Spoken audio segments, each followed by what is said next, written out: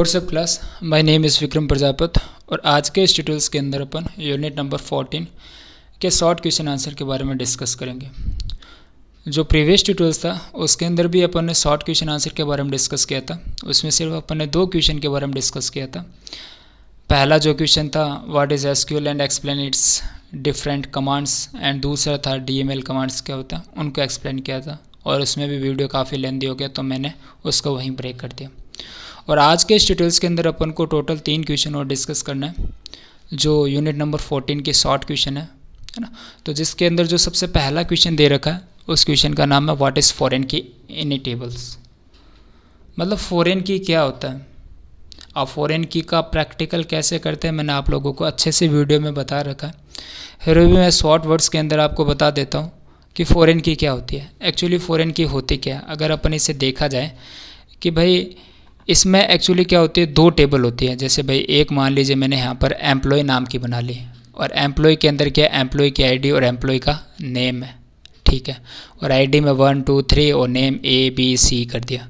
और एक टेबल मान लीजिए डिपार्टमेंट है, ठीक है। और डिपार्टमेंट की क्या है, एक आईडी है, डिपार्टमेंट का क्या है, नेम है NAME। और यहाँ पर 11 22 33 44 कुछ भी दे दिया। और डिपार्टमेंट का नाम साइंस है, कंप्यूटर है, अकाउंट है, और मान लीजिए एक फ़िज़िक्स है। और यहाँ पर मान लीजिए एक इस टेबल का और इस टेबल का एक फील्ड सेम होना चाहिए ना, तो यहाँ पर भी EID है तो यहाँ पर भी मैं EID लिख देता हूँ। अब इस फील्ड का नाम अलग हो सकता है, जैसे EID है तो यहाँ पर EIDS लगा सकता हूँ, वो उससे कोई फ़र्क नहीं है। लेकिन इसके जो डेटा है ना, जो रिकॉर्ड है ना, वो सेम होना चाहिए, 1 2 3 ये सेम होना चाहिए, ध्यान रखना। ओके, कोई समस्या नहीं है, ठीक है। तो इसमें भी 3 है, इसमें भी 3 है, बस अगर आप ये हटाना चाहते हो तो हटा दो, ये 3 3 है। ओके, तो फॉरेन की किसे कहते हैं, देखो अब मैं सिर्फ इस टेबल के थ्रू बता रहा हूँ। फॉरेन की के लिए फॉरेन की कीवर्ड यूज़ करते हैं। ओके, फॉरेन की के अंदर 2 टेबल होती है, एक पेरेंट और एक चाइल्ड। तो मान लीजिए इसको मैंने पेरेंट बोल दिया और इसको क्या बोल दिया, चाइल्ड, ठीक है। और फॉरेन की हमेशा किस पर लगती है, चाइल्ड टेबल पर, ठीक है। और फॉरेन की का काम क्या होता है, 2 टेबल को आपस में लिंक करना, कंबाइन करना, इतना ध्यान रखना। अच्छा, एक और इम्पोर्टेंट कि भाई जिस टेबल में फॉरेन की लगती है उसकी जो जिस फील्ड पर आपने लगाया उसकी डेटा टाइप और पेरेंट के फील्ड की डेटा टाइप वो सेम होनी चाहिए। और एक चीज़ और ध्यान रखना कि पेरेंट टेबल के अंदर जिस फील्ड के रिकॉर्ड और चाइल्ड टेबल के अंदर जिस फील्ड के रिकॉर्ड मैच हो रहे हो उसके अंदर पेरेंट टेबल के अंदर यहाँ पर प्राइमरी की लगी हुई होनी चाहिए। तो कुल मिलाकर 4 बातें आप ध्यान रखना। सर फॉरेन की किसे कहते हैं, 2 टेबल को लिंक करना फॉरेन की कहलाता है, ठीक है। दूसरी बात, फॉरेन की के लिए फॉरेन की कीवर्ड, फॉरेन की के लिए 2 टेबल होती है, पहली पेरेंट और दूसरी चाइल्ड। फॉरेन की हमेशा चाइल्ड पर लगती है, ठीक है। और फॉरेन की जहाँ पर लगी है उसके फील्ड की डेटा टाइप और पेरेंट टेबल के फील्ड की डेटा टाइप सेम होनी चाहिए, ये ध्यान रखना। ओके, अब मैं इसकी थ्योरी एक बार पढ़ देता हूँ और बाकी मैंने इसको प्रैक्टिकली एक्सप्लेन कर रखा है, वो देखोगे तो ज़्यादा बेटर समझ में आएगा। Keyword are use foreign key, no problem. A foreign key use to link 2 table, 2 table को लिंक करने के लिए। A foreign key is a field in 1 table that refer to the primary key in another table. तो मतलब मैंने जिस table पर foreign की लगाया वो तो चाइल्ड है, और पेरेंट पर एक प्राइमरी की लगा होना चाहिए। जैसे एम्प्लॉय आईडी, यहाँ पर भी एम्प्लॉय आईडी पर है तो यहाँ पर पेरेंट वाला एम्प्लॉय आईडी पर क्या लगी होनी चाहिए, प्राइमरी की। और नेक्स्ट पॉइंट दे रखा है, the table containing the foreign की कोल्ड चाइल्ड, चाइल्ड टेबल, ठीक है। और and the table containing the candidate की इज कोल्ड पेरेंट टेबल, ठीक है। तो भाई जो फॉरेन की को कंटेन कर रही है उसे तो अपन चाइल्ड बोलेंगे, और जो कैंडिडेट की से कहते हैं जिसके द्वारा रिकॉर्ड को यूनिकली आइडेंटिफाई कर सकते हैं। एम्प्लॉय आईडी सबकी अलग अलग होगी तो ये कैंडिडेट की है, उसे अपन क्या बोलेंगे, पेरेंट टेबल। ओके, अब फॉरेन की कहाँ लगाते हैं, सीधा मैंने चाइल्ड टेबल का ही एग्जांपल बताया भाई। जैसे create table department, department ID, department name, employ की आईडी और फॉरेन की। अब फॉरेन की के लिए फॉरेन की कीवर्ड यूज़ कर लिया, नो प्रॉब्लम। यहाँ पर है, ध्यान रखना मेन। और यहाँ पर जो लिख रखा है इस टेबल का कौन सा एट्रीब्यूट है जिसके रिकॉर्ड सेम है, तो EID है। EID का मतलब जैसे ये मैंने बताया था ना, ये चाइल्ड टेबल है, EID 1 2 3 है, तो यहाँ पर भी क्या है 1 2 3, तो यहाँ पर सेम है ना। तो ये पेरेंट जो चाइल्ड टेबल वाला है ना वो EID है, रेफरेंसेस, फिर एम्प्लॉय, एम्प्लॉय का मतलब ये वाली टेबल, ये जो टेबल है। अब इसका जो EID है ना वो मैंने यहाँ पर EID लिख दिया, ये यहाँ पर, ठीक है। तो ये जस्ट है भाई, मैं इस चीज़ को जब प्रैक्टिकली करवा पाता हूँ तभी इसको आप एकदम अच्छे से समझ पाओगे। थ्योरेटिकल के अंदर कुछ कंसेप्ट कम होता है, तो थ्योरेटिकल के अंदर बस आप इतना ध्यान रखना, 4 बातें ध्यान रखना। फॉरेन की के लिए फॉरेन की कीवर्ड, ये 2 टेबल को आपस में लिंक करती है। पहली वाली टेबल पेरेंट, दूसरी वाली चाइल्ड, चाइल्ड में फॉरेन की लगती है, बस इतना सी ध्यान रखना। ओके, अब अपन नेक्स्ट क्वेश्चन के बारे में डिस्कस करते हैं। सो जो नेक्स्ट क्वेश्चन है उस क्वेश्चन का अंदर ये पूछ रखा है कि right the use of group by close in SQL. भाई ग्रुप बाय क्लोज का यूज़ क्या है एसक्यूएल के अंदर।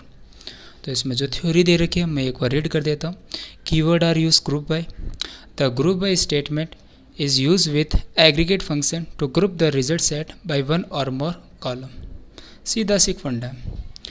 जैसे भाई अगर अपन बात करें कि मेरे पास ये एक टेबल है, ठीक है। अब इस टेबल के अंदर मैं ये पता करना चाहता हूँ कि भाई राम नाम के कितने पर्सन है, श्याम नाम के कितने पर्सन है, मोहन नाम के कितने पर्सन है। तो इस टेबल के अंदर राम के 2 पर्सन, श्याम का 1 ही है और मोहन नाम का 1 है। तो मैं यहाँ पर ग्रुप बाय क्लोज का यूज़ करूँगा, है ना। तो इसका सिंटैक्स क्या होगा, सेलेक्ट, फिर आपको लिखना है aggregate function. Aggregate function like min max average सम काउंट, कुछ भी लिख सकते हो। फिर कॉलम का नेम, फिर कॉमा, फिर कॉलम का नेम, फिर from table name, group by और कॉलम का नेम। और यहाँ पर मैंने लिख दिया सेलेक्ट काउंट, ये एक एग्रीगेट फंक्शन हो गया। एस नेम मतलब एस नेम को काउंट करेगा, कॉमा एस नेम मतलब एस नेम के अकॉर्डिंग आउटपुट दे देगा। और from student group by S name. तो अब इसमें आउटपुट क्या आ जाएगा, काउंट एस नेम, मतलब अपन ने ये लिखा था ना काउंट एस नेम, तो काउंट एस नेम की जगह काउंट एस नेम आ जाएगा, ठीक है। और इसके बाद में यहाँ पर एस नेम कोमा लगा कर ले गया, ये एस नेम बता दिया। अच्छा, अब ये काउंट करेगा तो ये बताएगा 2 है वो राम नाम के पर्सन है, तो यहाँ पर 1 और 2 ये 2 थे, और 1 एक श्याम नाम का, 1 मोहन नाम का। बस इतना सिक्यूज है। तो ग्रुप बाय क्लोज का मैंने आपको प्रैक्टिकली करवा रखा है, तो आप लोग सिर्फ इतना ध्यान रखना, सर ग्रुप बाय के लिए ग्रुप बाय कीवर्ड यूज़ करता है और इसका जो यूज़ होता है वो एग्रीगेट फंक्शन के साथ किया जाता है। क्योंकि एग्रीगेट फंक्शन क्या होता है, मैक्सिमम सिर्फ एक कॉलम के साथ ही यूज़ कर सकता है ना। अगर मेरे को इस कॉलम के पास में अगर एक और कॉलम लिखना है और मैं इतनी सी लाइन को लिखूं, मतलब सेलेक्ट एग्रीगेट फंक्शन, लाइक मैंने यहाँ पर select count S name comma S name from student इतना किया, तो एक एरर आ जाएगी जिसका नाम है ग्रुप बाय फंक्शन एरर, ऐसा सीखा। क्योंकि काउंट के बाद एस नेम और फिर यहाँ पर कॉलम का यूज़ नहीं कर सकते। अगर यहाँ पर कॉलम का यूज़ करो तो ग्रुप बाय लगाना ही पड़ेगा आपको। और फिर एस नेम मतलब नेम के अकॉर्डिंग चाहिए, मुझे नेम पता करना है कि कितने कितने नहीं है ना। तो ग्रुप बाय क्लोज किसे कहते हैं, सर ग्रुप बाय के लिए ग्रुप बाय कीवर्ड। और दूसरी लाइन आपको ये लिखनी है कि group by close aggregate function के साथ यूज किया जाता है। और तीसरी लाइन आप ये लिख सकते हो कि अगर आप चाहते हो तो कि भाई एग्रीगेट फंक्शन के साथ सिर्फ एक ही कॉलम का यूज़ करते हैं और एक से अधिक कॉलम का यूज़ करेंगे तो वहाँ पर एक ग्रुप बाय एरर आ जाएगी, और उसको सॉल्व करने के लिए अपन ग्रुप बाय क्लोज का यूज़ करते हैं। और ये भी ये बता सकते हो सीधे सिंपल से एक वर्ड के अंदर, ये एक टेबल है उसमें मुझे पता करना है कि राम नाम के कितने बंदे हैं, श्याम नाम के कितने बंदे हैं, तो ग्रुप बाय क्लोज का यूज़ करूँगा। ओके, अब अपन नेक्स्ट क्वेश्चन के बारे में डिस्कस करते हैं। सो नेक्स्ट क्वेश्चन है और आज के इस डिटेल्स का ये लास्ट क्वेश्चन है कि what is difference between cross join and natural joins. भाई क्रॉस जॉइन और नेचुरल जॉइन के अंदर क्या डिफरेंट है ना। वैसे अपन ने ज्वाइनिंग टॉपिक पढ़ रखा था, है ना। तो ज्वाइनिंग टॉपिक 2 तरीके से होती है ज्वाइनिंग, एक तो होती है कंडीशन के अकॉर्डिंग और एक बिना कंडीशन वाली, है ना। तो कंडीशन के अकॉर्डिंग होती है तो वो inner left right full outer वगैरह होती है। बिना कंडीशन के अंदर भी 2-3 ज्वाइनिंग होती है ना। तो अपने सिलेबस के अंदर सिर्फ इतना दे रखा है कि भाई एक ज्वाइनिंग क्या होती है, मतलब लेफ्ट राइट फुल आउटर वगैरह वो उसके बारे में बताना था। और एक यहाँ पर इसने ऐसे क्वेश्चन पूछ लिया क्रॉस और नेचुरल ज्वाइन क्या, और ज़्यादा इसके बारे में डीप में नहीं पूछ रखा, तो अपन सिंपल सा इसके बारे में बात कर लेते हैं, है ना।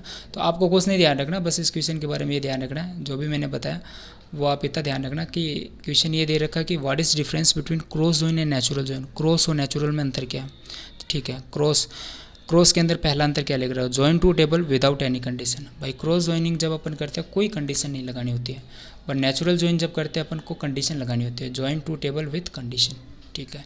दूसरा अंतर है कि each record multiply to another table. जैसे मान लीजिए मेरे पास यहाँ पर है, यहाँ पर 3 रिकॉर्ड है एक टेबल के अंदर और दूसरी टेबल में भी 3 रिकॉर्ड है, तो क्रॉस ज्वाइन के अंदर क्या होगा, सबका आपस में एक दूसरे से मल्टीप्लाई हो जाएगा, क्लियर। तो 3 इधर है 3 इधर, मतलब इसका 3 से होगा, फिर इसका भी 3 से होगा, फिर इसका भी 3 से होगा, फिर इसका भी 3 से होगा, फिर इसका भी 3 से होगा, फिर इसका भी 3 से होगा, फिर इसका भी, मतलब प्रत्येक का सबका आपस में एक दूसरे से मल्टीप्लाई हो जाएगा।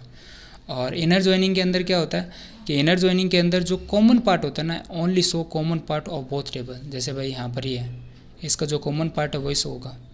जैसे अपन ने ज्वाइनिंग के टाइप पढ़े थे, इनर, लेफ्ट, राइट और फुल आउटर। तो इनर ज्वाइनिंग जो था ना, उसे ही अपन नेचुरल ज्वाइन बोलते हैं। तो यहाँ पर देखो आल्सो कॉल्ड इनर ज्वाइनिंग। और यहाँ पर इसे अपन क्या करते हैं, आपस में एक दूसरे से मल्टीप्लाई करते हैं, तो इसे अपन क्या बोल सकते हैं, कार्टेशियन प्रोडक्ट। कार्टेशियन का मतलब एक दूसरे से मल्टीप्लाई करना। और इसका example select staff from employ cross join department, मतलब कोई कंडीशन नहीं लगाई। अब नेचुरल ज्वाइन के अंदर कंडीशन लगाते हैं, select staff from employ inner join department on employ dot EID department dot EID, मतलब दोनों टेबल के अंदर एक एट्रीब्यूट के सारे रिकॉर्ड सेम होने चाहिए। तो ये कंडीशन है ना, और फिर ऐसे डॉट वगैरह रही है, तो मतलब इसके अंदर कंडीशन लगती है, इसमें कंडीशन नहीं लगती, इतना ध्यान रखना। तो अब आपसे अगर पूछ लिया जाए क्रॉस और नेचुरल के अंदर अंतर क्या है, 4 पॉइंट ध्यान रखना। क्रॉस ज्वाइनिंग भाई दोनों टेबल के आपस में रिकॉर्ड को मल्टीप्लाई कर देता है। नेचुरल ज्वाइनिंग सिर्फ कॉमन पार्ट आता है। दूसरा पॉइंट, क्रॉस ज्वाइन को कार्टेशियन प्रोडक्ट होते हैं, और नेचुरल ज्वाइन को अपन क्या बोलते हैं, इनर ज्वाइनिंग। और तीसरा पॉइंट आप ये बता सकते हो कि क्रॉस ज्वाइनिंग के अंदर अपन को कोई कंडीशन जरूरत नहीं होती, जैसे सेलेक्ट स्टाफ फ्रॉम एम्प्लॉय और क्रॉस ज्वाइन सीधा डिपार्टमेंट लिख दिया, भाई ये पहली टेबल का नाम दूसरी टेबल का, कोई कंडीशन नहीं लगाई। बट इनर ज्वाइनिंग के अंदर अपन को कंडीशन लगानी होती है। और फिर चौथा पॉइंट, इसका डायग्राम बना देना, इसका डायग्राम बना देना। तो सिंपल सा क्वेश्चन है, ज़्यादा इसको लेना मत। आपको अगर पूछा जाए भाई ज्वाइनिंग कितने टाइप की होती है, तो आप बता सकते हो कि भाई एक तो अपन ने देखा था inner joining, left joining, full joining, right joining, और आप ये क्रॉस ज्वाइनिंग भी बता सकते हो अगर बताना चाहते हो। लेकिन फिर से नॉर्मल 4 ही ज्वाइनिंग होती है, जो मैंने आपको बता रखी है प्रैक्टिकल जब करवाया था। और आगे लॉन्ग क्वेश्चन के अंदर भी ज्वाइनिंग वाला क्वेश्चन आएगा, उसमें मैं फिर आपको अच्छे से बता दूंगा। ओके, तो आज के इस ट्यूटोरियल के अंदर बस इतना ही। मिलते हैं अपन नेक्स्ट ट्यूटोरियल के अंदर। अगर आपको कोई डाउट हो तो मुझे तुरंत कॉल कीजिए। Bye bye, thank you.